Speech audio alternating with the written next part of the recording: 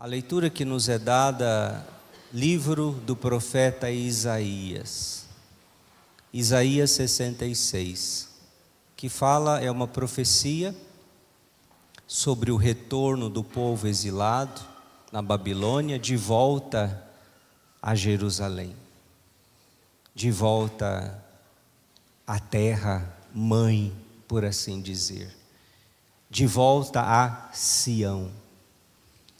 Então Isaías vai profetizar que essa Jerusalém, esta Sião que acolhe os filhos de volta, como uma mãe que acolhe e amamenta nos seus braços, na sua ternura, no seu aconchego, os seus filhos sofridos, os seus filhos exilados, os seus filhos machucados e feridos.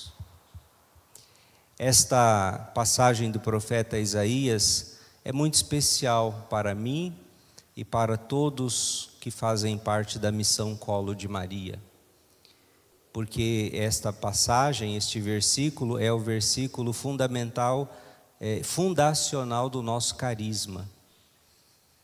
O carisma da missão Colo de Maria é o colo de Maria, esse é o nosso carisma. Levar o colo de Maria, e pelo colo de Maria levar Jesus às pessoas. Esse carisma nasceu em meio à pandemia, e a partir daí então todo o nosso apostolado digital que chega a tantas pessoas no Brasil e em outros países, com a bênção do dia, com a bênção da noite, com as novenas, com as mensagens, reflexões, transmissões, catequeses. Então, esse versículo, enquanto existir a missão Colo de Maria, aqui está a nossa rocha, o nosso fundamento, o nosso alicerce. Sereis amamentados, carregados ao colo e acariciados sobre os joelhos, como uma mãe que acaricia o filho, assim eu vos consolarei. Claro, o profeta está dizendo de Deus, que Deus que se apresenta a nós como uma mãe que acaricia, que amamenta, que carrega o colo. Mas nós sabemos que aquela que foi a escolhida para fazer isso com Deus, para parar para pensar nisso, Maria fez isso com Deus.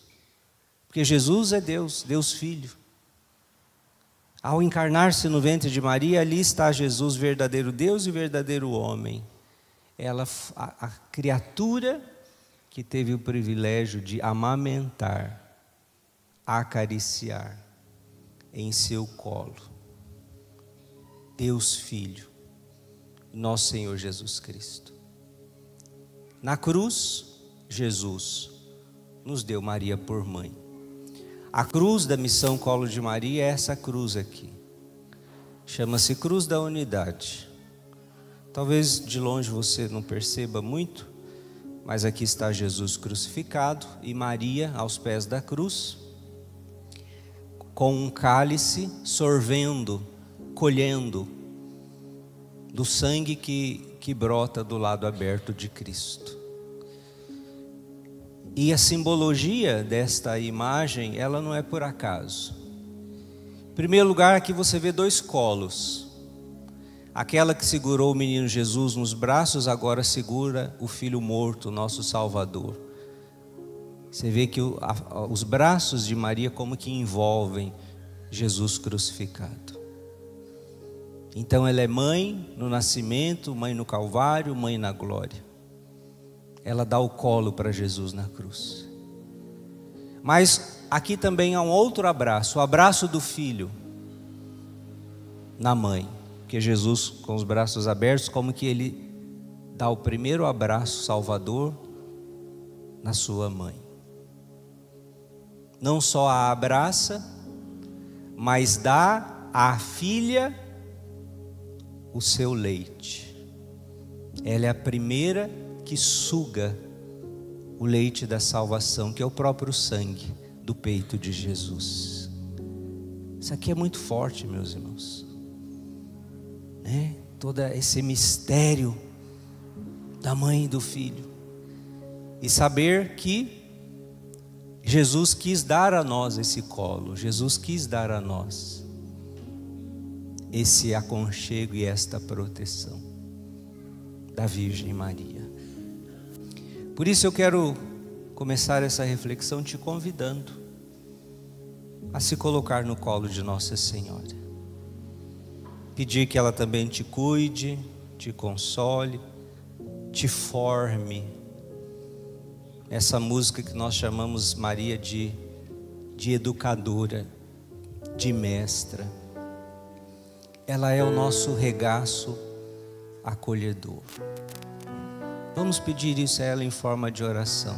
Ó minha alma, retorna à tua paz, como criança bem tranquila, no regaço acolhedor de sua mãe. É um salmo, mas que se encaixa perfeitamente na missão de Nossa Senhora em nossa vida.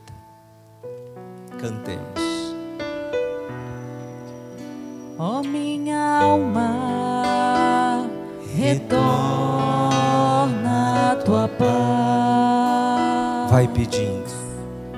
Como criança bem tranquila, no regaço acolhedor de sua mãe. Ó minha alma, retorna à tua paz. Como criança bem tranquila, no regaço acolhedor de sua mãe. Minha mãe, minha mãe é a Virgem Maria, ela que agora vai me acolher, me abraçar, me perdoar, me compreender, me acalmar, me ensinar, me educar, me formar, me amar. minha mãe é a Virgem Maria, é a Virgem Maria, ela que agora vai me acolher, me abraçar, me perdoar, me compreender, me acalmar, me ensinar, me educar, me formar, me amar. ó Virgem Maria, eu coloco no teu colo de mãe cada um desses filhos e filhas. Cuida, consola, acalma, educa, protege, abençoa com o teu amor de mãe. Amém. Quando os discípulos voltaram da missão, eles voltaram alegres. Provavelmente estavam cansados, né, fisicamente, mas estavam radiantes de alegria. E por quê? Eles mesmos já contaram o motivo para Jesus. Por quê? Senhor, até os demônios nos obedeceram por causa do teu nome. Jesus havia enviado os 72, 2 a 2, para pregarem de cidade em cidade, para curarem as pessoas e para expulsarem o mal. E aí Jesus falou: aonde te receberem bem vocês vão pregar, vocês vão derramar a paz lá, vocês vão curar e vocês vão libertar o mal. Aonde não receberem bem vocês vão bater a poeira dos pés como testemunho contra eles. Aí vocês não vão curar, não vão libertar, A paz lá não vai ser derramada, mas vocês vão pregar. O reino de Deus está próximo. Para que eles não digam um dia: ah, ninguém falou nada. Ah, eu não sabia. E olha a palavra de Jesus. Naquele dia, Sodoma será tratada com menos rigor do que essa cidade que rejeitou o Cristo, que rejeitou o Evangelho, que rejeitou a palavra de Deus. Sodoma, no Antigo Testamento, é o símbolo da cidade mais pecadora. E Jesus está dizendo que a cidade, a casa, o bairro, sei lá quem, que rejeita o Cristo, será tratada com mais rigor do que Sodoma. Sabe por quê, meus irmãos? Porque Sodoma não teve a oportunidade de conhecer Jesus. Mas, a partir da vinda de Jesus, quando Ele envia em seu nome apóstolos, discípulos, missionários, todos têm a oportunidade, a chance de conhecer Jesus. Coisa que o povo do Antigo Testamento não teve. Então não tem desculpa, né? Vamos dizer assim. Por isso eles voltam alegres, radiantes, dizendo que os demônios os obedeceram. E aí Jesus diz: olha, eu vi Satanás cair do céu como um relâmpago. Eu vos dei o poder de pisar em cobras e escorpiões e sobre toda a força do inimigo, e nada vos poderá fazer mal. Então, em primeiro lugar, existe o mal. Jesus aqui está dizendo, ele viu Satanás cair como um relâmpago. Segundo, ele deu poder à sua igreja contra o mal. Então, saber que o mal existe, vamos dizer assim, meio que todo mundo já entendeu, né? Agora, o que às vezes falta para os católicos é exercerem este poder que Jesus deu sobre o mal. Porque falou nesses assuntos, as pessoas já ficam meio assim: ai, cruz credo, ai, eu vou mudar de assunto, ai, eu não gosto dessas coisas. Não. Jesus deu à sua igreja o poder de vencer o mal.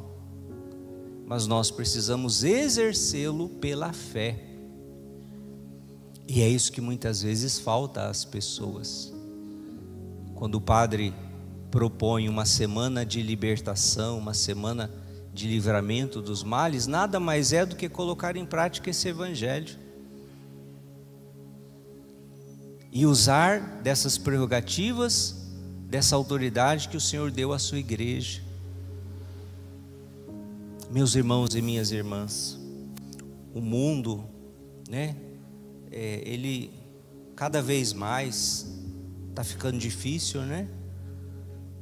A violência, a maldade, coisas que a gente nunca imaginou que ia ver, que ia ver, escutar, e que a cada vez mais estão acontecendo diante dos nossos olhos.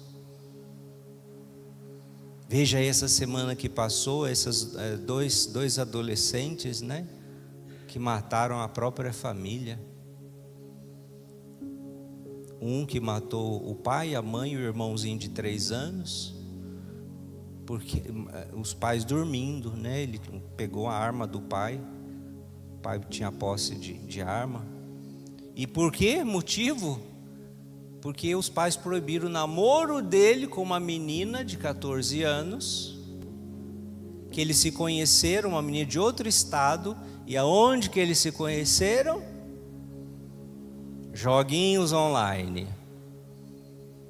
Esses joguinhos aí que seus filhos passam a madrugada trancado no quarto, que você não sabe com quem estão conversando, o que que estão fazendo, o que que estão aprendendo, que é uma rede de aliciação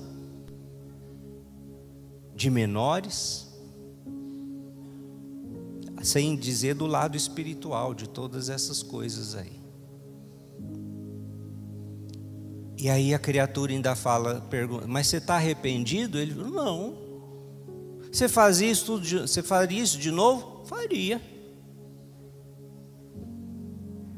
Isso não é normal. Outro aqui no Paraná, né? 14, 13 anos. Aí foi os avós. Por quê? Confiscou o celular do neto.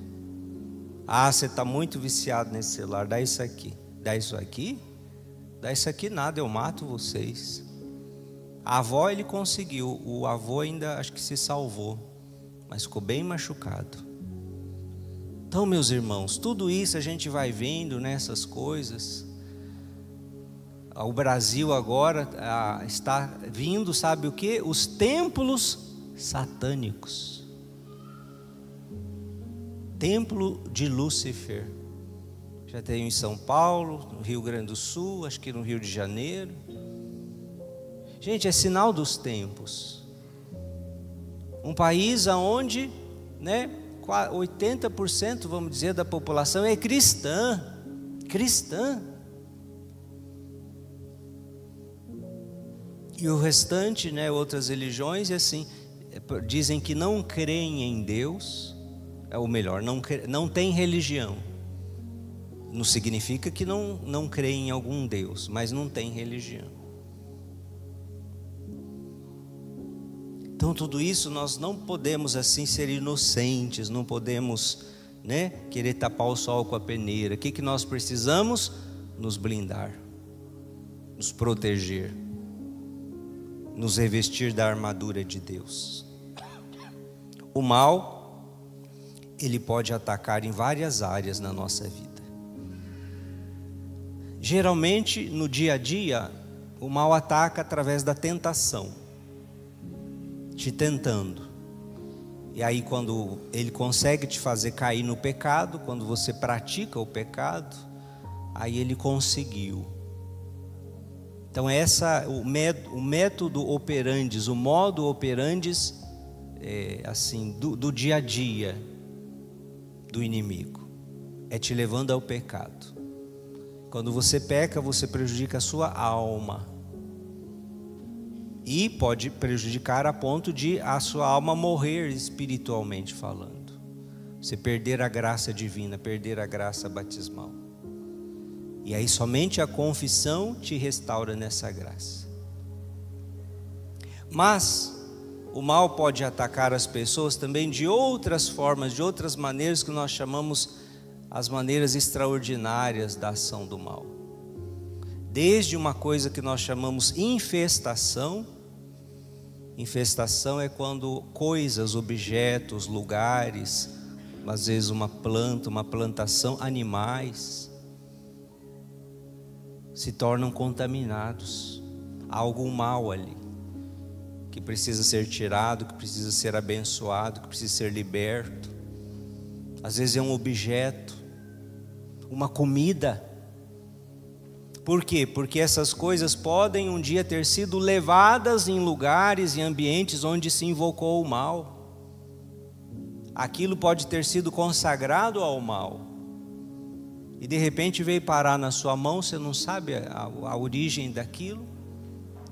E existem casos que as próprias pessoas fazem isso e dão de presente para os outros, no sentido que de prejudicar a pessoa. E a pessoa recebe até de bom coração, né? Guarda aquilo e tudo mais. É o que os padres chamam, os exorcistas chamam de infestação. Às vezes uma casa, um lugar, um quarto. Houve ali uma tragédia, houve um suicídio, houve um assassinato, houve ali uma coisa de rituais. Aí, né, vamos dizer, você passou, né, mudou de dono, ou você mudou para aquela casa, e lá parece que tem uma coisa ruim, uma energia negativa. Existe isso, padre? Existe. E precisa do quê? De bênção, de oração, de libertação. Além da infestação, existe a vexação. A vexação não é em coisas, a vexação é no corpo das pessoas. Marcas, dores, doenças que os médicos não dizem, mas não tem nada nos exames, sua saúde está perfeita. Mas doutor, há tem anos que eu sinto essa dor. Isso é a vexação, é no corpo, está ligado a algum sofrimento. Os santos eram muito vexados. São Padre Pio recebia vexações no corpo, Santo Antão, São Bento, muitas santas, Santa Teresa d'Ávila. Deus permite, e aquilo de certa forma purifica a pessoa, mas amadurece ela nos combates contra o mal. Quem mexe com o ministério de cura e libertação, às vezes você vai rezar por alguém, você sente uma dor, mas é a dor da pessoa, é a doença da pessoa, sinal que Deus está curando. Então, meus irmãos, isso é a vexação. Existe também um outro ataque do mal, que é a obsessão. É na mente, é nos pensamentos. Pensamentos obsessivos, pensamentos intrusivos, pensamento, por exemplo, de suicídio. Uma voz que te fica falando no ouvido da pessoa para tirar a própria vida. A pessoa vai ficando louca com aquilo. Será que eu estou ficando louca, padre? Eu estou ouvindo voz. Depressão que nada cura. Transtornos de ansiedade e pânico que nada cura. Pesadelos recorrentes com coisa ruim. Insônia. Tudo que é assim na mente, né? É claro que essas coisas podem não ser ataques malignos, pode ser mental apenas. Aí é saúde mental, né? Acompanhamento, terapia, psiquiatra. Mas há casos em que a raiz pode ser. E para tudo isso, meus irmãos, os tesouros da graça de Deus. Confissão em dia, vida sacramental em dia, Eucaristia, comunhão sacramental ou espiritual. Quem não é casado na igreja e não tem impedimento para se casar, sacramento do matrimônio, isso é vida sacramental em dia. Você vai fechando as brechas para os ataques. Leitura da palavra de Deus, vida de oração, jejum. O que Jesus falou na Bíblia? Alguns maus espíritos só são expulsos com jejum e oração. O uso dos sacramentais, água benta, sal bento, exorcizado, óleo bento, a Santa Cruz, crucifixo, medalha de São Bento, escapulário de Nossa Senhora do Carmo, consagração a Nossa Senhora. O Santo Terço, o Santo Rosário é uma arma poderosa de luta contra o mal. O terceiro grau, o quarto grau, vamos dizer assim, é a possessão. A possessão, o espírito, ele se apodera do corpo da pessoa e a pessoa, ele controla o corpo da pessoa. Quando a pessoa está em possessão, está em surto de possessão, ela não está ali na consciência. A voz muda, a força é outra, fala línguas estrangeiras, aversão total às coisas sagradas. Isso é a possessão. São casos mais raros. E geralmente acontecem quando a pessoa busca, quando a pessoa se envolveu com o ocultismo, com as coisas erradas, invocou o mal, fez pacto com o mal, aí ela abriu as portas. Nem todas as pessoas que buscam isso vão ter a possessão, mas a porcentagem é maior. Mas pode ser que a pessoa não buscou assim conscientemente, mas ela se expôs, indo a lugares, indo a situações onde ali o mal era invocado. E aí desde uma simples brincadeira de adolescente com essas coisas de rodar copo, de rodar não sei o quê, de perguntar para o espírito, Padre, mas isso é brincadeira. Brincadeira para você. Para ele leva a sério. Ou lugares assim normais, entre aspas. Um show. Gente, o que tem desses artistas que tem ligação com o satanismo, com o ocultismo, tem pacto para fazer sucesso, para ficar rico, isso existe. Shows onde rituais são realizados naquele palco, às vezes bem disfarçados em simbolismos culturais, mas às vezes a coisa é na cara mesmo, é escrachado, a invocação do mal ali. Tem gente na plateia que entra em transe, em surto, pessoas que saem dali, né, esquisitas, e às vezes esse esquisito a pessoa vai carregar por um bom tempo. Então não sejamos ingênuos, não sejamos bobos. Claro, não é que tudo é mal, não, discernimento. Mas tem coisa que só de ver, né, gente? Principalmente coisas que ridicularizam a fé, o cristianismo, os nossos símbolos, as nossas crenças. Eles ridicularizam, eles profanam assim abertamente. Isso é maligno. E quando você está participando disso, você está consentindo, você está abrindo a brecha. Por isso, busquemos nos encher de Deus, segundo a leitura de hoje. O que São Paulo vai dizer aos Gálatas? Eu crucifiquei o mundo. O mundo está crucificado para mim. Eu estou crucificado para o mundo. Eu trago no meu corpo as marcas de Cristo. Então a cruz de Cristo é a marca de São Paulo. E a cruz de Cristo precisa ser a nossa marca.